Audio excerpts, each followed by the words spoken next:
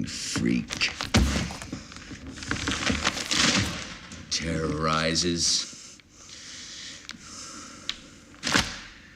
Wait till they get a load of me.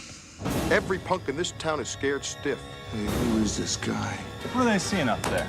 Oh, my God. Wouldn't hit a guy with glasses on, would you? I don't know who you think you are. What are you? I'm Batman.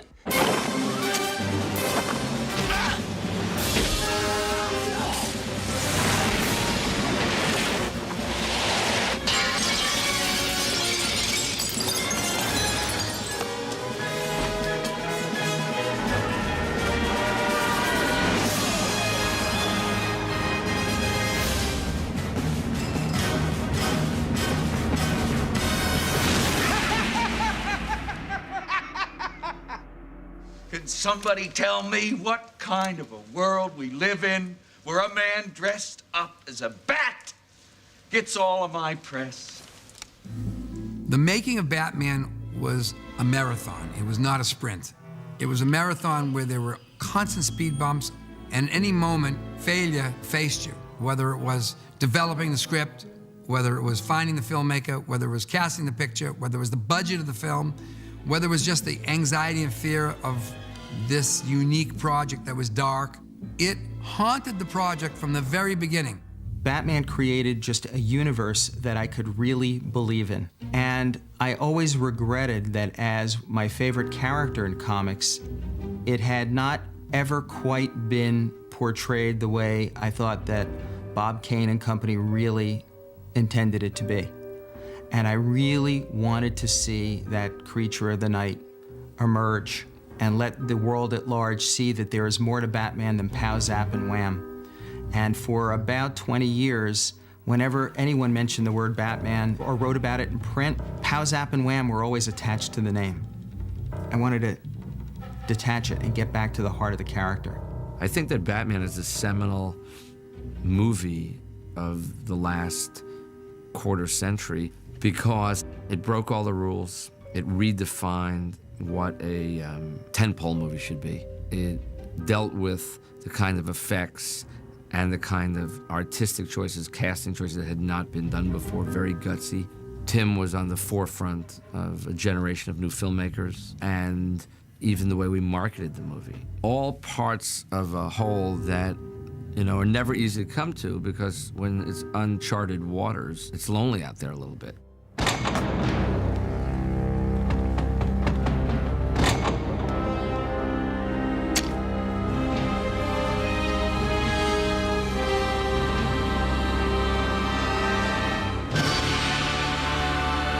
In the early 1970s at Indiana, they had an experimental curriculum department at the College of Arts and Sciences. And the deal was this: if you had a course that was non-traditional that you wanted to teach at the university and could then appear before a panel of deans and professors and convince them that your course was worthy of academic credit, you could wind up teaching a very unique course to college students for credit. This to me was a golden opportunity. I decided I was going to teach the world's first college-accredited course on comic books. The dean, with his eyeglasses sitting right at the end of his nose, looking down at me over them, said, "So you're the fellow who wants to teach a course on funny books at my university? Mr. Uslan, I appreciate what you're trying to do. I used to read comic books all the time. Superman was my favorite when I was a kid. But comic books are cheap entertainment. They're junk. You can't convince me that they're modern-day folklore or contemporary mythology." And I looked at him and I said, "Are you familiar with the story of Moses?" He said, "Yes." I said, "Could you summarize for me the story of Moses?" He then said, "All right, Hebrew couple had a son, firstborn. The firstborn were being killed, so they put their infant son in a little wicker basket and sent him down the River Nile. And he was later discovered by an Egyptian family who raised him as their own. And then he grew up, he became this great hero to his people." I said, "That's great. You said you read Superman comics?" He said, "Yeah, I used to read them all the time." I said, "Do you remember the origin of Superman?" He said, "Sure. Planet Krypton was about to explode. And a scientist and his wife take their infant son and put him in a little rocket ship and send him to the planet Earth, where he's discovered by the Kents, who raise him as their own." And he stopped, and he looked at me, and he said, "Your course is accredited." Well, my life changed rather quickly because one day, shortly thereafter, I get a call, and it's from Stan Lee. I thought that was so great. At last, somebody was recognizing comics as a valid form of communication and entertainment. There are few colleges now that don't have popular culture courses, and so many of them concentrate a great deal on comic books, movies, television, the usual. But comic books are now lumped in with the others, so I think that's terrific. I got a call from Saul Harrison, who was the vice president of DC Comics in New York, and he said, everywhere we look, we're reading about your comic book course, and this is a great thing for the whole industry. We would like you to work with us. We'd like to fly you into New York and talk to you about ways we might be able to work together. And that was the moment I said, my next dream in life, I want to produce a definitive, dark, serious version of Batman as a movie, the way Bob Kane and company really originally intended him back in 1939, as a creature of the night, someone who stalks criminals from the shadows. That's what I wanted to do, and that's what I set my sights on right at that moment. As the fates would have it, I wound up getting a job with United Artists in New York City. It was the only studio based in New York City at the time, and I had the great fortune of meeting Ben Melniker. My son Charles told me that a young lawyer with whom he was working at United Artists said that he would like to talk to me about Batman. I tried to explain to Ben how I thought Batman could really work as a movie, why it was important to do it dark and seriously, that we could really reinvent the whole genre of what is a comic book movie, what is a comic book superhero. I did tell him that I thought his ideas were absolutely electrifying. And the next step, of course, was to make the deal with DC Comics. We did make the deal to secure an option on the motion picture rights, including animation, but excluding television, for Batman and all of the characters in the Batman world. And on October 3rd, 1979, Batfilm Productions, Inc. was formed, the deal was signed, the money was paid, and I thought we were off running to the races. Much to my surprise and chagrin, I was turned down by every single studio in Hollywood. These studio people we approached didn't like the project. And after maybe 5 or 6 or so of rebuffs like that, the thought occurred to me. A person I knew, Peter Guba, and his partner, Neil Bogart, had a company called Casablanca. I put the call in, and I don't think I had more than a 2 to 3 minute conversation with Peter when he said, "Get Michael and come out here right away." I think it was about 3 days later, we were in Los Angeles, pitched the whole thing in person to Peter, and he said, "I get it, serious, dark, this is what we're gonna do. Go into our business affairs guy and don't leave here until we have a deal." And about 3 days later, we had our deal, and thus began what would turn out to be a 10-year odyssey to bring Batman to the silver screen. At that time, we were associated with Universal. The property itself was a DC comic, and DC was part of Warner Brothers at that time. And we looked at the project, presented it to Universal as a project to develop, and they passed on it. At that time, Frank Wells was the top mojo at Warner Brothers, and he was eager to get the property back under their wings because he looked at it as an asset that shouldn't be developed or exploited away from the Warner's family, since they owned the legacy of Batman, and it was a cornerstone of the DC comic company. And I remember that his eagerness led us to a deal with Warner Brothers. And I think that was really what started the whole process going. When I came to Warner Brothers in 1980 and Bob Daly came a few months thereafter, they had, of course, at Warner's made Superman. Batman was the next DC hero who everyone felt this is the way to go. I asked to be involved in the development process, and the process, became legend. There's making the movie and getting the movie made. They're two different things. It sounds like, how can that possibly be? Well, it is. They're just completely different, and they actually take different skills. In getting the movie made, Superman played an enormous role, and Dick Donner did a brilliant job with Superman, and it was an enormous success. It was a different kind of picture, and so it provided the momentum and the celebrity and the attention of Warner Brothers and the recognition that they shouldn't let these assets out of their keep. Superman was a kind of a trailblazing movie in the sense it was the first big-budget comic strip that ever made money. Conventional wisdom said that comic strip movies were not going to make money. That first Superman movie was superb, and it brought families in, not just little children. It made people realize, hey, these are more than just little comic strip characters. These are fascinating characters, and they're incredibly imaginative, and they're visually exciting. The biggest obstacle was trying to find a tone and direction, and for us all at the studio to agree on that. We went from various extremes. You know, Joe Dante, who went on to direct many movies, including Gremlins at the studio, and Ivan Reitman, who did Ghostbusters. Many people wanted to be involved with the creation of Batman and writing and directing. They naturally wanted to follow up Superman with Batman, and I was sort of the logical choice. But it pretty quickly became obvious to me that you couldn't write Batman and Superman the same way. They're totally different characters. When I created the Batman in 1939, he was a dark, brooding vigilante, and his general genre changed in the mid-60s with the advent of the television show in 1966, where it became campy and comedic. And I prefer, if I had my druthers, I'd rather have the dark, profound, mysterioso Batman rather than the comedic one. I think Batman had been haunted by the 60s show for years after that show had ended, and I don't think there was any way to shake that in the public's mind until some of the better-known comic book works of the mid to late 80s came out.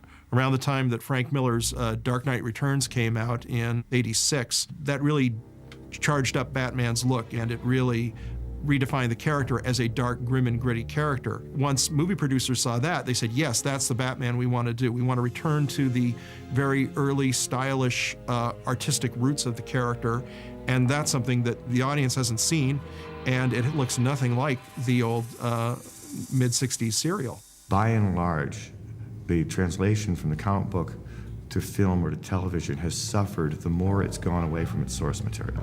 That is, the campy old TV show of Batman was essentially mocking the source material, but it was much campier than the comic book had ever been. If you look at the most successful superhero movies of recent years, they've been the ones that are truest to the old comic books.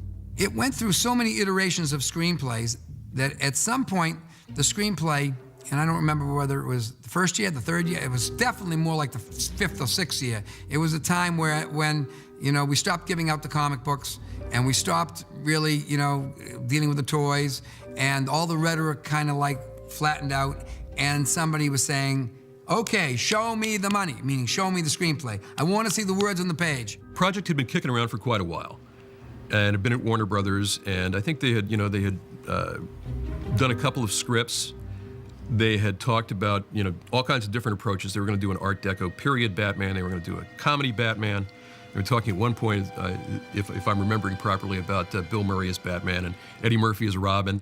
In The Hollywood Reporter was a story about Batman may not be made because the script was just rejected by the studio, and if they don't come up with a better script, then they were going to shelve it, and Bob was devastated by that. He prayed for somebody to come along to get Batman back on its feet, and the someone was Tim Burton.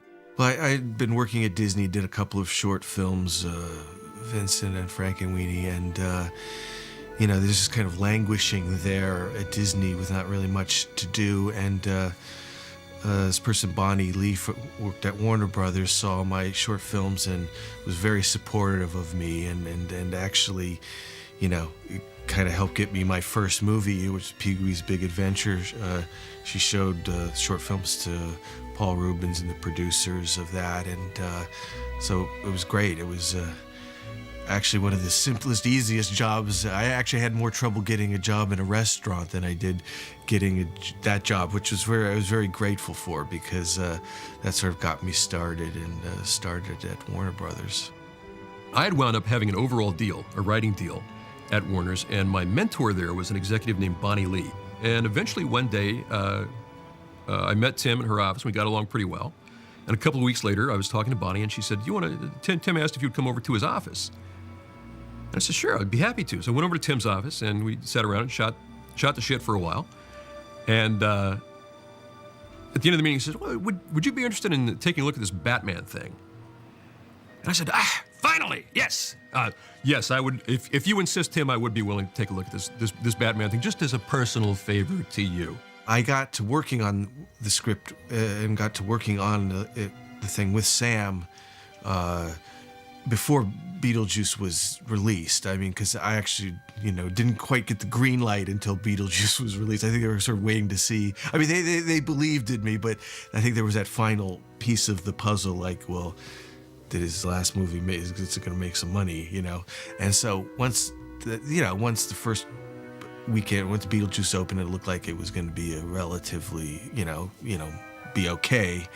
That's when we got the green light to do Batman. I mean, I'd been working on it, though, up until that point.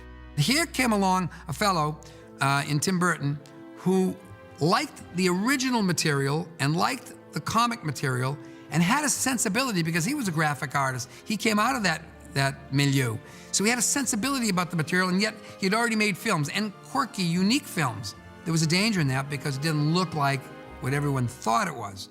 But the value of that was the imagination and the intuition took everybody to another place.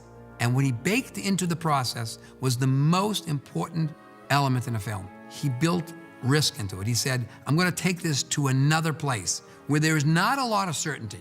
I'm going to give you variety.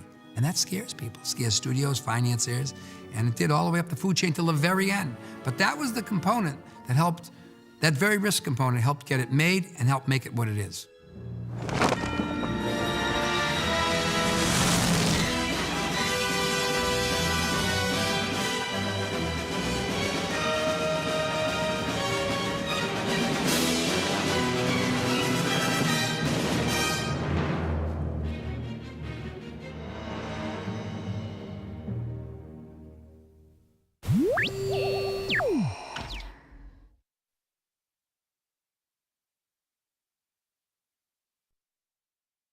It's as though we were made for each other. Beauty and the Beast. Of course, if anyone else calls you Beast, I'll rip their lungs out.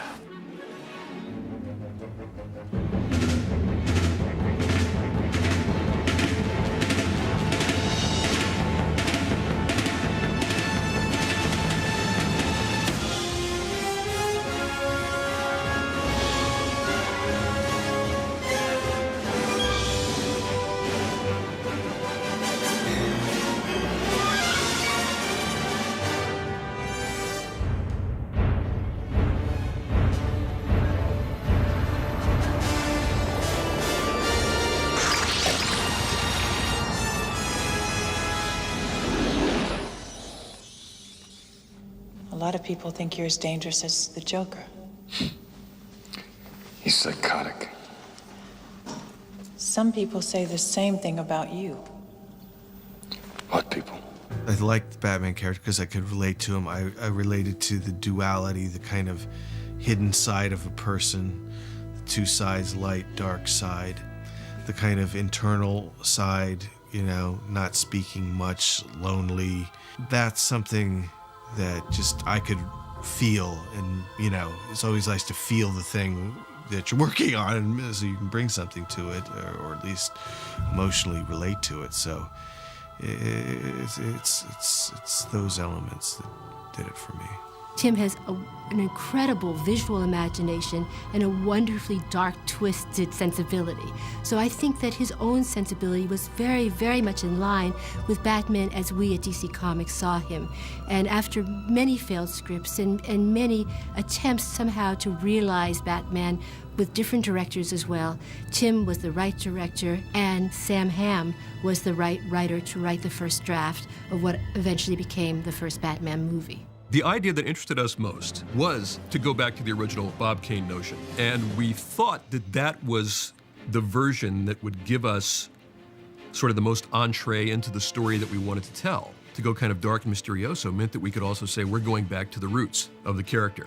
You know, we're kind of paring away all the detours that the character has taken over the years and trying to, you know, zero in on what this original concept was and what made it stick around for 50 years. Sam's approach, you know, was, I thought, really the right thing, you know, just it's in the same vein as those other comics, just taking it a bit more seriously, exploring the psychology of it. I mean, it felt like kind of new territory for that kind of movie at the time. Most of the first 2 acts are Sam Hamm, and then Warren came in, you know, may he rest in peace, and he did a good job. Sam's script was a lot like the movie that turned out, and Sam did a great job, and his whole sensibility was in there and fun and everything. But I think what Warren Scarron did was sort of lay it out in a psychological way. And he was so succinct in his psychology and you know, emotionality of the characters and the story and everything. We'd ask him any question about any character in the script, and he had an answer, and you know, what felt like the right answer for motivation and things like that. So it was really refreshing. We had some huge structural challenges that we had to work out. We were originally Robin was supposed to be in the movie, and the structure that we had worked out for the story really did not admit Robin very easily. I think almost everybody across the board just was happy not, you know, no Robin.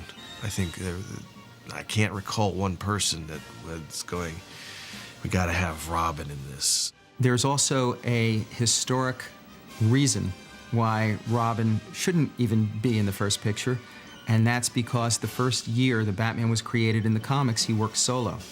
He was created in May 1939's Detective number 27, and Robin didn't appear until Detective number 38, so he did operate for just over a year on his own, and by the movie reflecting that, all it really does is correctly capture the mythology of the characters. I think the process was a normal one, but somewhere along the line we just realized it had to be authentic. That's the word. We wanted it to be darker. Bob Kane got in the process. You know, we did a lot of homework with Jeanette Kahn, who was running DC in those days. We all encouraged each other to stick to what the real Batman was. And of course, Tim was the key to that. If Burton had fallen out of the project would have collapsed. When you add a component in that's so vital to it, and it gets going, and that person were to move away from the project or leave it or abandon it, it's very hard to get another vision keeper. It's very difficult, not impossible. But at that stage, with that kind of quirky project, with something that was becoming so much of his vision, that it was difficult. Now we had a balancing act. We had to keep him in and keep him very aggressive and active on the project, and yet we didn't want to let the project run away with itself. So we were balancing a lot of forces in getting this film made. 67, take 1. Action. Excuse me. Could you tell me which of these guys is Bruce Wayne? Well, I'm not sure. Thanks anyway. You have to recognize that when you're making a movie, that you're in the selling business from the minute the movie gestates, from the minute the movie is announced, from the minute the first comments reach the press, there's an impression about the movie. And when you have a property that's a lightning rod, like Batman, when you begin to cast the picture, everybody has an opinion because they know what that character meant to them in their youth, or as they read the comic, or when they saw the television show, and they even question whether they should make it.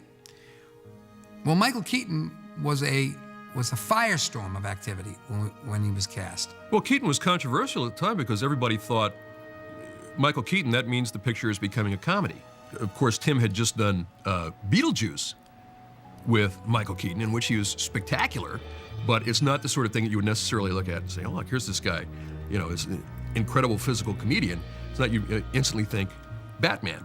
At first I thought it was a joke, and I laughed and said, yeah, Mr. Mom is Batman, that's very funny. When they explained that everybody was serious about this, my instantaneous response was like every fanboy. I was shocked. I said, oh my God, this can't become a campy Batman again. I remember that this was so newsworthy that the front page of the Wall Street Journal, of all places, had an article about what was wrong with us for choosing Michael Keaton to be Batman. You can't buy that kind of publicity. On the front page in the left column, to show you the level of celebrity it reached, said, what a ridiculous choice. This is the silliest choice. This is ridiculous. That's not where the character lies. Now, this is a major financial paper, an institution, talking about a creative enterprise. So the good news is they're talking about the creative enterprise. The bad news is they're creating questions in the part of the management. Oh my God, what are these folks doing who are managing our asset and our money? Us.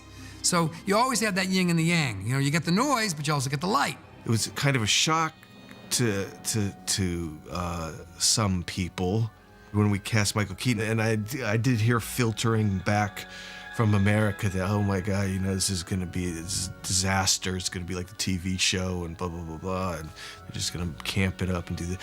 But, you know, we knew that that wasn't the case. You know, I thought he was absolutely right for it. Tim saw something in Michael's eyes. They were very alive and interesting, and a lot of the time he was wearing a mask or a cowl, and he needed what came from his eyes. I had cast Michael before that in a picture called Clean and Sober, and I knew he was a fine actor, but the eyes got him the job. It's like with Michael, you look at him and he's just got those eyes and he looks crazy and he looks just like, but he also doesn't look like a superhero. It's like he looks like a guy who would need to dress up like a bat for effect. The comfort zone was Tim Burton. I knew I at least, you know, could put my trust in someone, at least to some degree, you know, even though it was a huge challenge to him and a risk to him too. It doesn't seem like that probably, but it was just a difficult movie to do and a big thing to pull off. When he called me and said, I'm doing Batman, I'd like to do it. Had it not been him, I wouldn't have even read the thing. But I figured if it's coming from him, this is worth reading. And then I knew immediately who this guy was. I just knew what I would have done. The risk came in because of I think the scale of this thing. But if this character doesn't work, this movie doesn't work. Now, I kind of knew that, but I didn't want to think about that, or I was a dead man. What Michael Keaton captured was the traumatized Bruce Wayne, the neurotic Bruce Wayne, the Bruce Wayne who you could believe could at night put on a suit and go out and fight crime. Tim indicated, I don't exactly know how to put a serious actor into a Batman costume without getting inadvertent laughs from the audience. He said, but he did know that with Michael Keaton, they could create a portrayal of this driven and consumed Bruce Wayne, and audiences would go, yeah, he could do this, he would do that, and thus the suspension of disbelief. Michael Keaton has a quality, when I watch him as a performer or as a personality, and even working with him while I was watching him, he has three qualities. There's a comic quality, there's a vulnerability, but there's also something underneath. You feel that there's something underneath going on. There's a mystery there. Michael was phenomenal. I adored him as Batman, and I know there had been some controversy, and you know, some people they were very reserved about that choice at first, and I thought I got it immediately. And there was something about Michael that I could just see as an orphaned child. I bought it. I bought it from day one. Being a big fan of irony, I just think it's great from, you know, sitting back looking at it all. I just think this is great fun. But no real vindication. I mean, it wasn't all that severe, just people saying, except for the hundreds of thousands of people who were protesting in the streets, I guess. You know. And when they hung me in effigy, that was a little, for me, harsh. Hello, Vinny. It's your Uncle Bingo. Time to pay the check. There was a conversation about who should play the Joker. And there were, as with Batman, there were names, you know, Robin Williams, so many actors wanted to be the Joker that everyone had to be dealt with appropriately. Jack Nicholson as the Joker, I mean, it's like You didn't have to be a casting director. Nobody even have to say anything. I mean, that was just everybody's first choice, because he is the Joker. I mean, there's just no question about it. The fear is almost more like he's almost too perfect, but I mean, he's so great that he even transcends that. You know, he even goes beyond your expectations just because he's so good. We had known Jack Nicholson for a while, and the idea was, would Jack play a role like that? This is not the kind of film Jack Nicholson played in. You know, this is the guy from The Last Detail and One Flew Over the Cuckoo's Nest. We're talking about a force of nature, an acting force of nature. Jack was never one to just work with a director. There was no one, no actor alive who respects a filmmaker more once he decides to do it. But he has to decide to do it. So Tim had to convince Jack that he was right. And I remember we went up to Aspen, and Jack says, let's go riding. He's gonna meet Tim Burton. And Tim says, I don't ride. And I said to him, you do today, you know? And there's a picture of him on the horse with Jack. And Jack's a good rider, really good rider.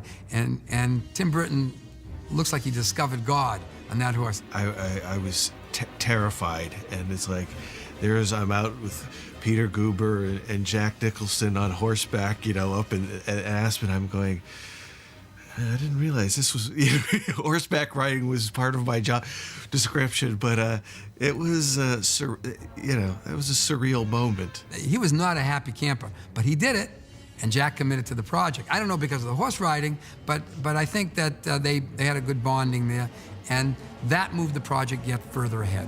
Once, you know, somebody like him gets involved, it just raises the bar of everything else, and just creates a buzz about it, an excitement that just permeates everything, really.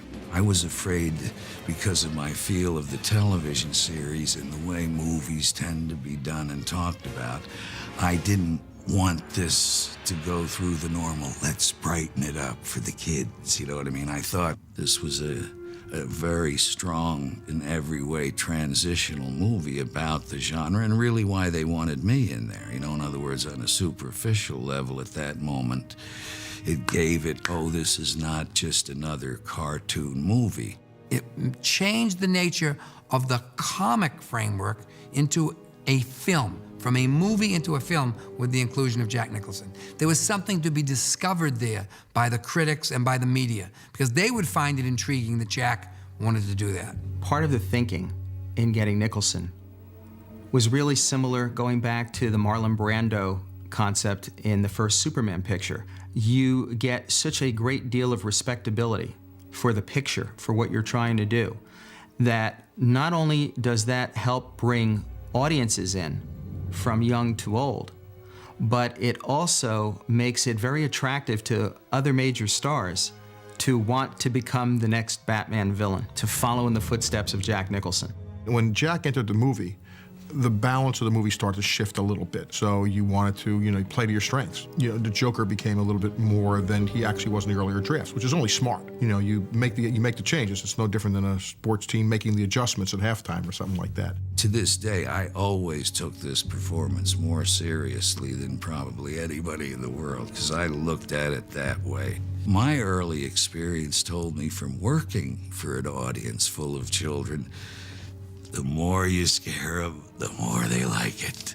The worse you are, the better, because that was my response to the Joker. I mean, after all, this is a hateful occurrence, this man, and if you looked at it literally, every kid loves this guy, I believe, and I particularly love just the name, Joker. It's fantastic. The studio felt the marquee of Michael Keaton and Jack Nicholson changed the nature of the film, and he recognized that, and they negotiated a very strong deal, especially in the back end, because it was a short schedule. It turned out not to be a short schedule, though.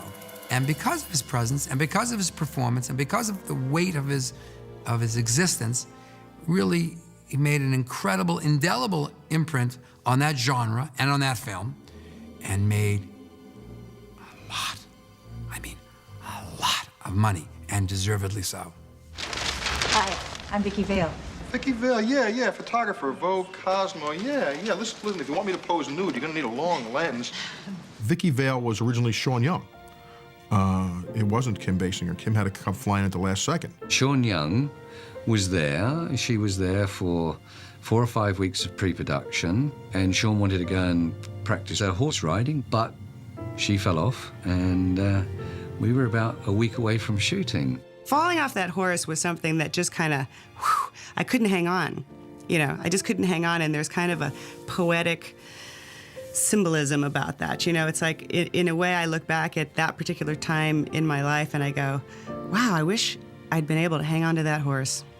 You know, I wish I'd been able to do that, because then the turning point in my particular career, I would have been able to stay on the film. I would have been in a big box office hit. I would have been able to go on to other big box office hits. I would have, you know, and then that kind of domino effect would have occurred in my career. So that was the turning point in my career where that didn't happen.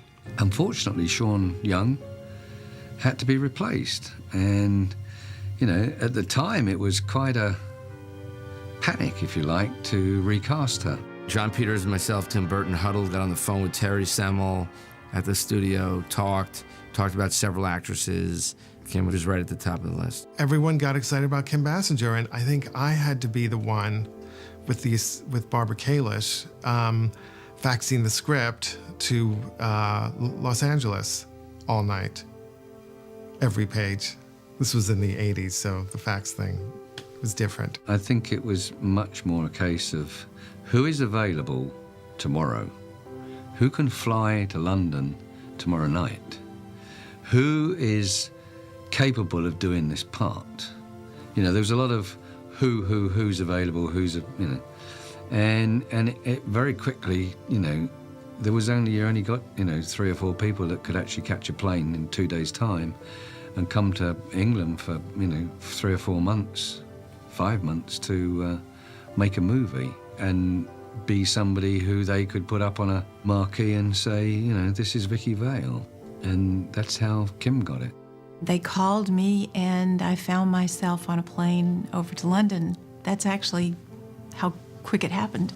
I had no time to think. I just found myself walking onto a set, and I remember the first day I walked on this set, I said, this is not a movie. This is an experience. This is a phenomenon. This is just, I just knew in my heart this was going to be far more than just your average movie. Kim luckily came in last minute, you know, and, you know, it was kind of, I think, probably a strange circumstance for her, because she's kind of like last minute thrown into this sort of boys club, you know, all these guys, you know, where's the girl, you know, and but she was great. I think she gave a really solid, I mean, she, you know, with this kind of material, somebody like that, her and Michael and the other actors that give it a grounding, you know, you're taking this sort of fantastic material, but trying to find a reality in it. And she was always trying to, you know, just find that real strong, simple reality. And I think it helps this kind of a film quite a lot. It was like Alice in Wonderland. I mean, it really was. I didn't know what to think of it. I really didn't know at first. And I was submerged in just a small fraction of it with the car and, of course, Michael and his outfit. It was just wow. It really was wow. And what number are we starting with? Is it going to be 1 week, 2 weeks, a year, 6 months? We're going to do it in 5 days. Any officer in this city that is proved to have done anything wrong is going to be out so fast he will not know what hit him. The things that keep you going in a shoot are the actors and the crew and what you're seeing, you know, and therefore that's really it. And I remember Pat Hingle, Billy D. Williams, Michael Goff. I mean, everybody that we got in there are real, you know, great actors and just up the level of what the project was. I like working with him because he leaves it, he gives you the problem, he explains how it works and says, now play with it. He does leave a lot to you, and that's exciting, and encourages you to go in that direction, you know? Tim doesn't live here on the ground with the rest of it. He lives up there somewhere on a cloud somewhere. I mean, his whole thinking, you know, he's brilliant, but he's just not one of us Earth people. He was so tuned in on the take, you know, on the whole thing. Tim, I mean, this is Tim's creation. I mean, John Peters, got to give him credit with Peter and John for putting it together and staying with it for a long period of time, because they went through a lot of drafts. But, you know, it's Tim. I mean, I have to say Tim. So those are the forces that were at work. Each one helped the other. And that was what you wanted to try to have happen. And I think the chemistry that Tim and the studio and ourselves brought to it was as much by the movie god as it was by our own divining and skill powers. I mean, the movie god plays a role in it. It's like you have to work real hard, get the right thing, and get a little lucky.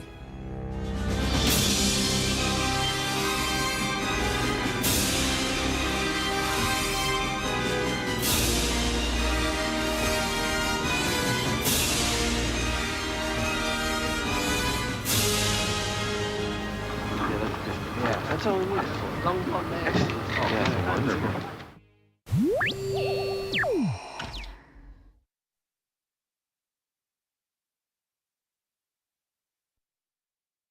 Okay, let's go right away.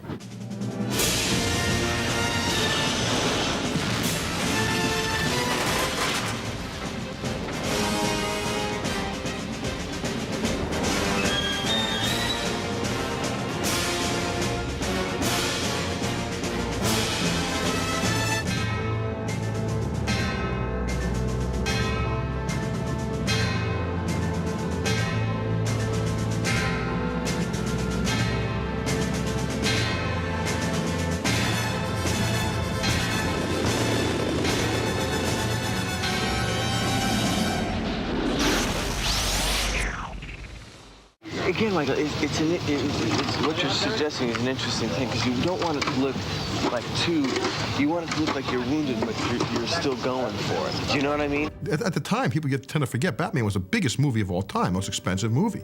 And there was a lot of people's careers riding on this thing, especially at the Warner Brothers end. A lot of money involved in this thing. The set at Pinewood Studios was spectacular. There was nothing like Gotham City. I can't quite explain why movies like this are difficult to keep track of, except to say they are enormous. And I'm amazed at Tim and everyone else who worked on it. I mean, everyone else who worked on it, because everyone has to kind of keep up with it. One of the things I think I had about this movie is I knew how big it was going to be. You know, I knew this. For instance, they had a good feeling about it, but in the area which I'm involved in, I don't care, but I mean, it also cost me some dough. They were totally unprepared for the level of the success of the movie. It was Tim's vision. It was his eye. You know, once you bought that eye. The question was, how much does it cost, and where can you make it less expensive? Not cheap, less expensive, or as inexpensively or as controlled as possible. And that brought us to England to do that. It was a big movie, and there wasn't really the space at Warner's to do it, so there wasn't a lot going on in England. So Pinewood Studios seemed like a really prime candidate, because it had the space and it had a backlot area where you could build out on, which was nice. And it was, had the artists and talented people to make a project like that go. And for me, it's a way of sort of being away from all of the business side. We were trying to focus on the movie, which was important and good, and kind of away from all of the hype that was back in America about it. Because when you're making a movie, you don't like getting caught up in all that, because you have to make it. So I think it turned out the right place to do it. I think a lot of it, I'm sure, was Anton first, who is an incredible, dark, interesting character. If you looked at Anton, he could have played a part in Batman very easily, well, as could Tim Burton. So you had these two guys, and you had Roger Pratt, who's a wonderful photographer. I guess really kind of balancing the two out a little bit, because Anton would go off and crazy ideas that sometimes weren't possible. His team were bringing back a bit. Tim had really wonderful ideas. He knew exactly the look he wanted. It was a tough shoot during the winter of '88, December, a long night. So we used to be filming up on the Gotham streets, and, you'd start at 4 o'clock in the afternoon. It was already dark in England, and you'd film right through till, 5 or 6 in the morning. It was still dark. You never saw daylight, and it went on for weeks on end. It was a difficult shoot because it was, for the entire shoot, it was a 6-day shoot. But I don't think I'd ever do it again, because I found it quite counterproductive. I mean, if you're shooting a movie, you're basically working every day anyway. So If you're shooting 6 days, though, you don't have really any time to prepare for the next week. So I kind of felt like a fighter in the middle of a fight who didn't have time to take a break, just take a step back. So it was a difficult shoot that way, and it was, in the winter at night. So like for 3 months, I didn't think I saw daylight at all. Once we got in production, the astounding thing to me about Tim was and is the unshakable central self-confidence and lack of fear that he has. When I watched him, this was part of the scuttlebutt. His Batman was the biggest production in history in England in terms of production costs and so forth and so on. And watching him, and you see this, I'm pretty low-key, you'd see it on me. You don't see pressure on this kid. And I'm thinking, geez, this guy's in his early 20s. He's got the biggest budget in history. It's not even a factor. He just goes about his business and does it. Being relatively new to, the first big movie, I was very grateful for Jack's support because, he told me, he just said, don't let them, you just get what you need, and don't let them get to you and that kind of thing. It just was really cool that way and helping me get through the process. Tim was under a lot of pressure. He hadn't had that big blockbuster yet, so it wasn't like, whatever you want, Mr. Burton. So there was definitely pressure. I mean, there was pressure between him and John Peters at times, and I think John, made some good contributions. Some of the fight scenes he really insisted upon. But, there was definitely pressure between the studio and the producers and Tim just to sort of, get it all done and get it all good. It was such a great challenge to me that I had all my work cut out staying alive. There was a whole old school of production that in a way probably thought better people could do it than me, certainly. Not that it was blatant, but I think there was that feeling. So I was struggling to do what Tim wanted.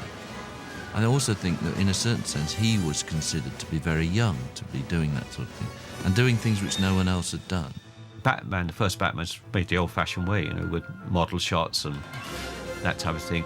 But most things we did in Batman were done for real, whereas nowadays you had the luxury of doing a quarter of it and someone on a clever computer does the other 3/4. But I think that's why the first Batman has such honesty about it. Is it Halloween? Part of what went very right on this picture, collaborative ideas on a real level about the material itself. Halfway through shooting, Jack and John Peters go to see the Phantom of the Opera. And at the end of Phantom of the Opera, there's a scene where she goes up to the tower. And the Phantom and the big conflict at the end, the big climax, takes place at the tower. I don't know how the story went, if John turned to Jack, Jack turned to John, but said, this is what we need. And the next day, they started writing that scene, the whole ending in the tower. A script is a blueprint. It isn't the Bible. It's a blueprint for a movie. It's a navigational stake for all the components that make a movie. It is capable of being changed. It is changed. Lines happen, things happen, and you see the evolution of the material. You saw the scenes that were shot before, and you realize all of a sudden, I already have that value. This scene now has to get a different value. In a project this big, sometime I've come to know you can't say, hey, we'll wing it to everything. You have to be well prepared. But having said that, because of the original freedom and gradual trust with the whole group of people making the movie, a lot of this movie comes from just moments of improvisational inspiration right there. Some before, or overnight, or as you went. Some actually while you're doing it.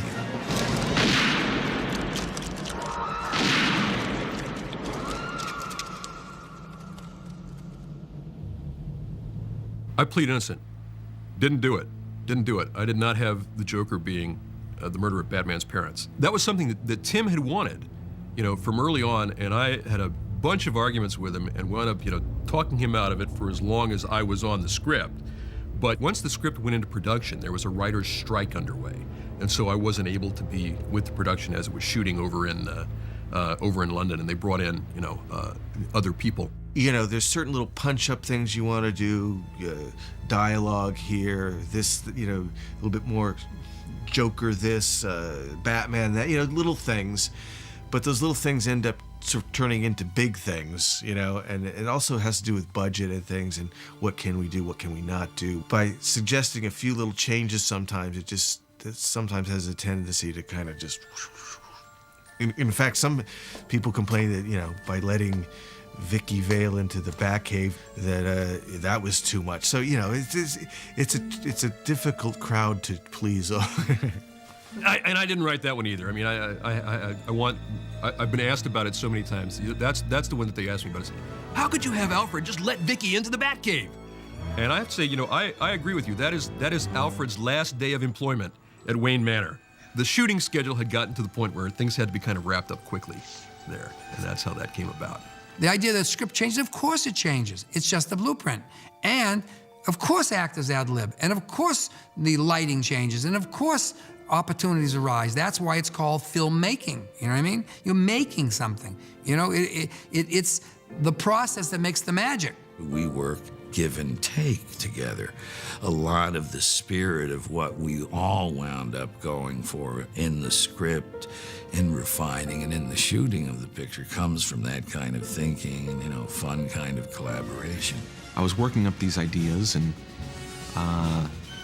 there was a lot of skepticism about whether I was the right guy for the film, which I understood because I'd never done a big film, I'd never done a big budget film, I'd never done an action film.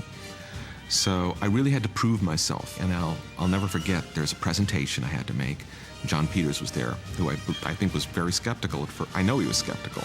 And Tim was there, and I was playing this idea and that idea. It was a little bit scattered because that's the way my brain works. And John didn't understand this process, and I could see his face was like, I could already see like the bubble over his head.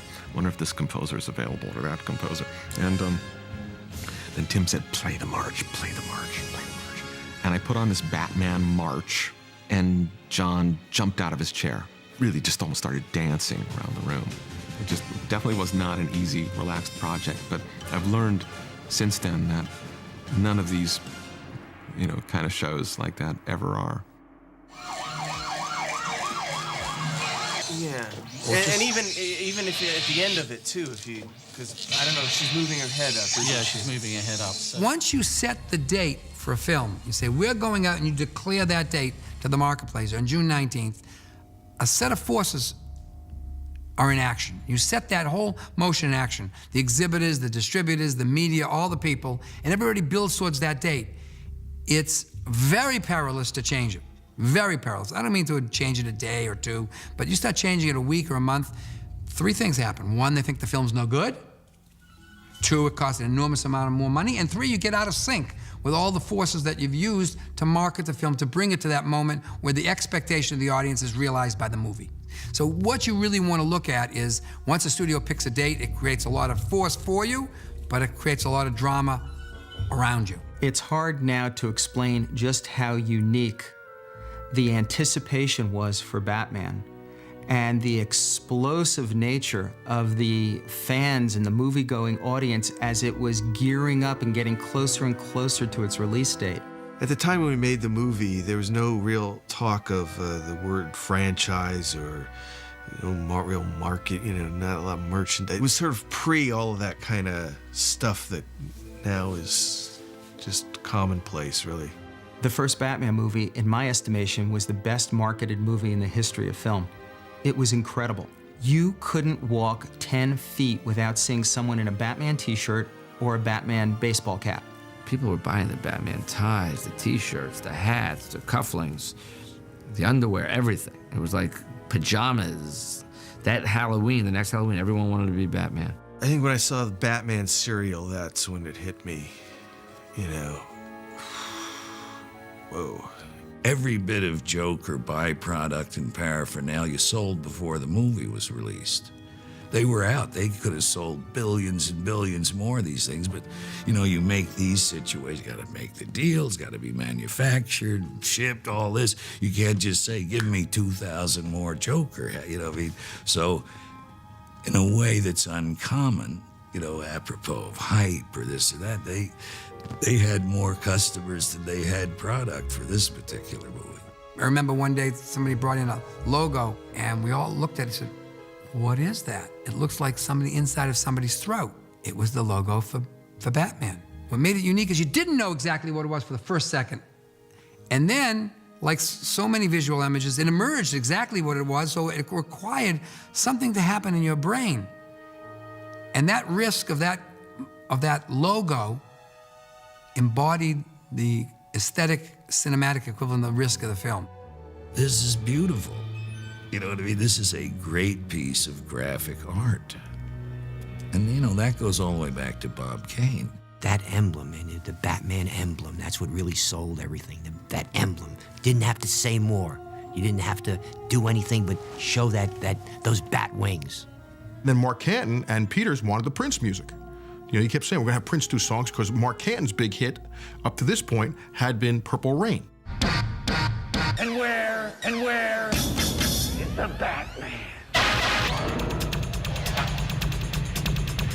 Prince was also a Warner Brothers artist, so I think we had talked about several different artists and coming up with something, and he came up with some crazy song, and that was a huge hit. And I think that hit before the movie, so that was a great sort of juggernaut with it. I do remember meeting him for the first time in the Batcave. He kind of actually fit, when he walked in. It was kind of funny. We used 3/4 of his songs in the movie, and then, he had written so many songs that they sort of released a companion conceptual album that he had done. So I guess it was the first time that I'd ever gotten an idea of like studio conceptualizing about things. Keep busting. Vicky Vale. Hi. Bruce Wayne. And what do you do for a living?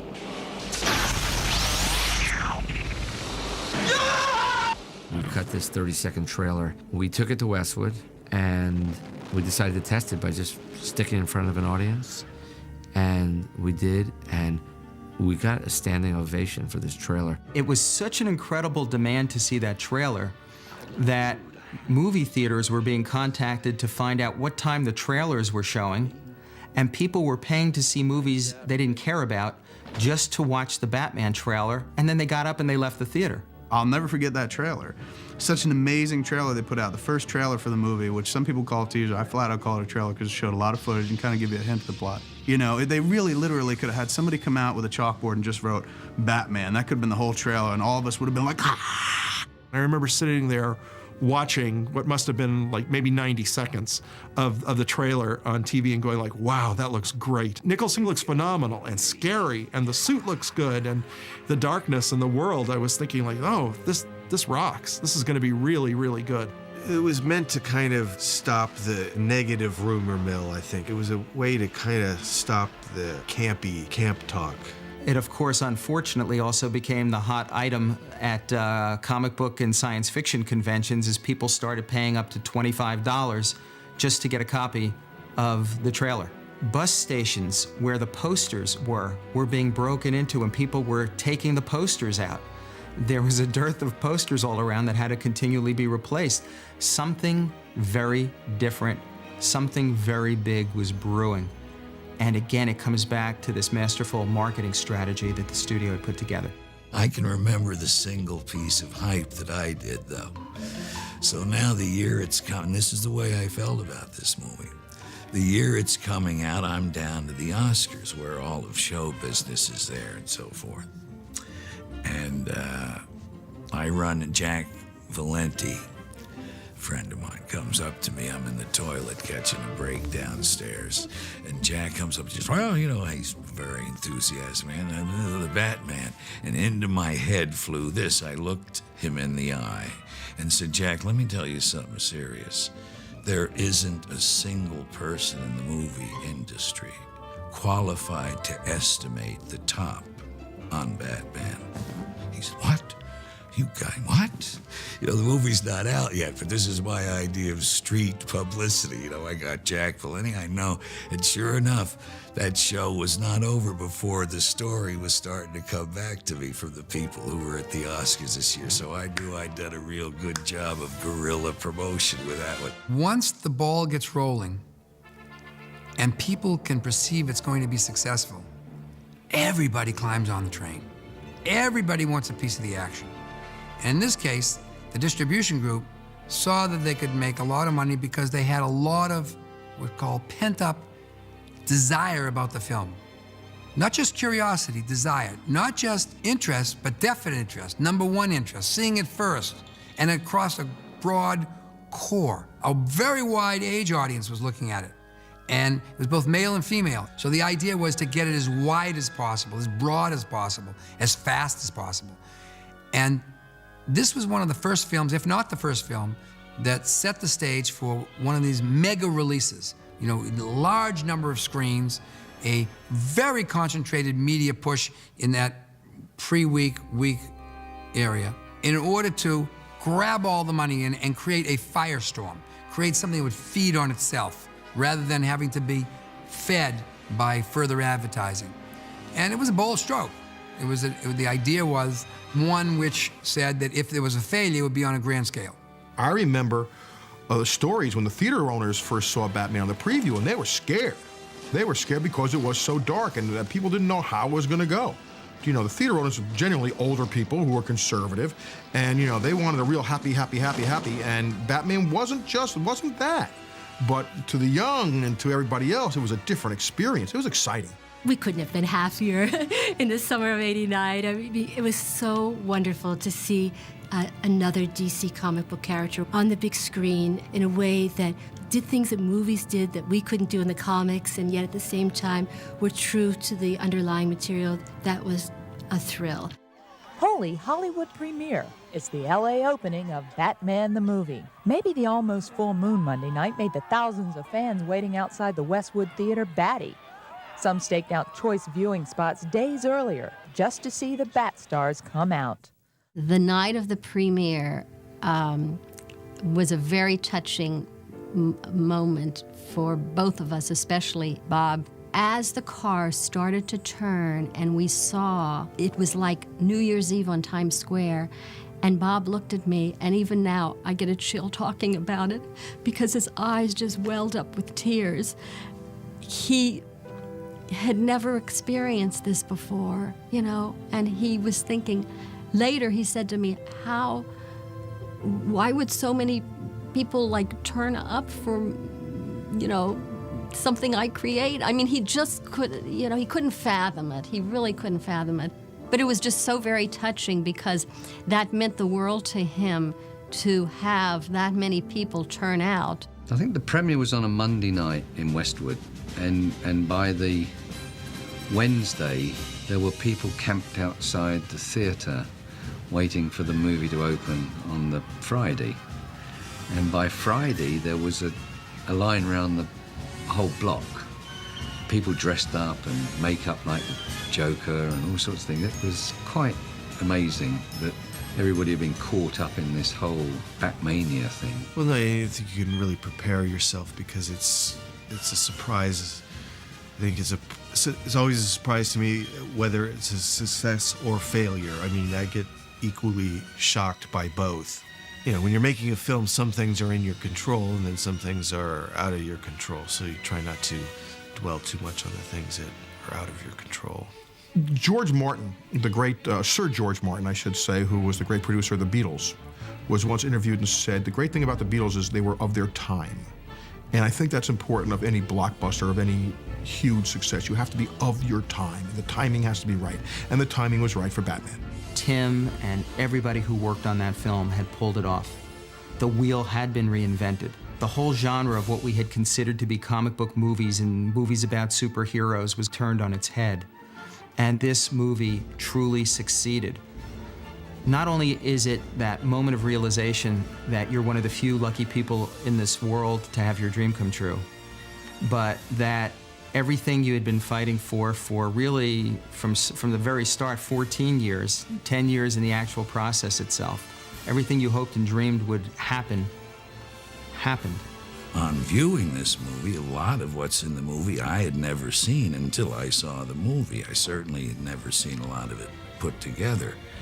I mean, I knew my part for many reasons was there in spades, but, you know, I was as entertained as almost the rest of the audience by what he did elsewhere that I wasn't involved in.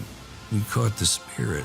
See, it's that balance of Grand Guignol understanding the difference between being really bad and being really bad.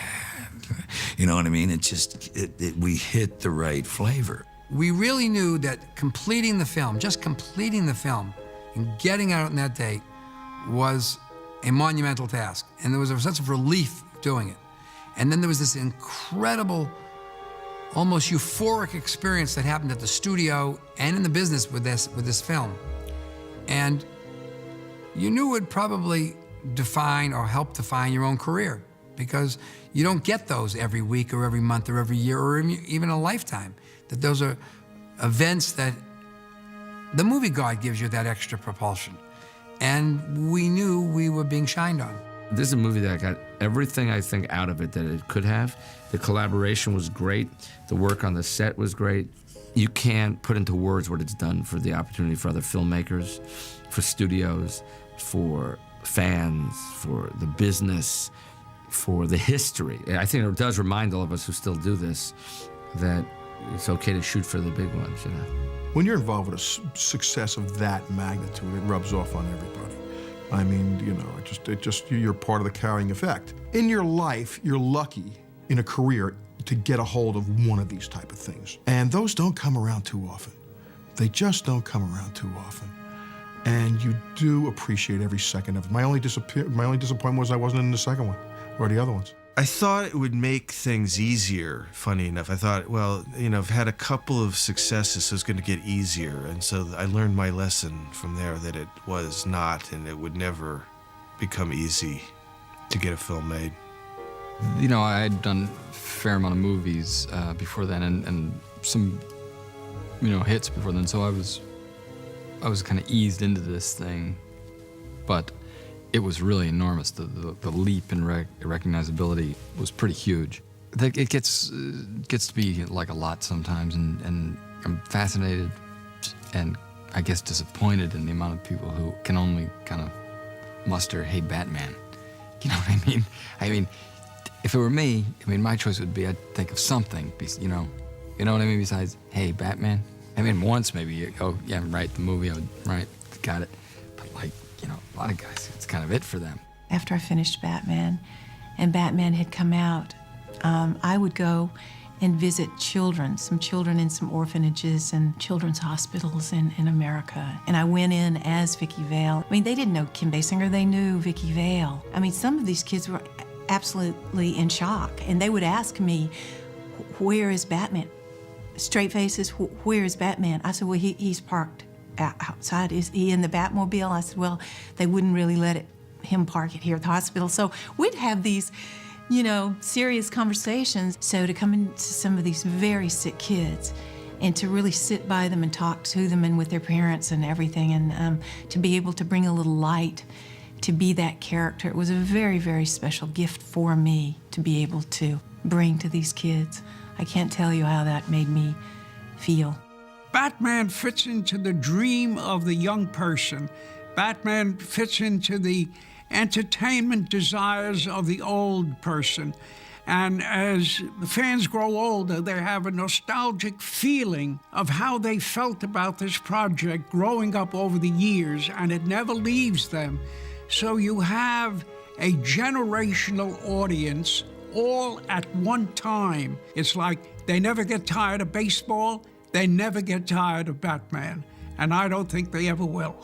I mean, like I said, I feel good. I remember, you know, when we first did the first one, I did feel like, you know, it felt like new territory for the comic book movie, you know, going furthermore, you know, because that's what I got out of the comics, because especially when you're a teenager, you're feeling lonely and angst-ridden. You know, comics were an outlet to explore those feelings. So that's what I felt like it was nice to be part. It was like doing that. At least I felt like I hadn't really seen that kind of way before. Batman Phenomena gives me great satisfaction to realize that I have millions of fans in the world, that I created a hero that influenced so many people in the world. And it gives me a wonderful spiritual satisfaction to know that. And it really touches my heart. I feel so gratified that I created a superhero that can reach all elements of our society, and that's quite fulfilling.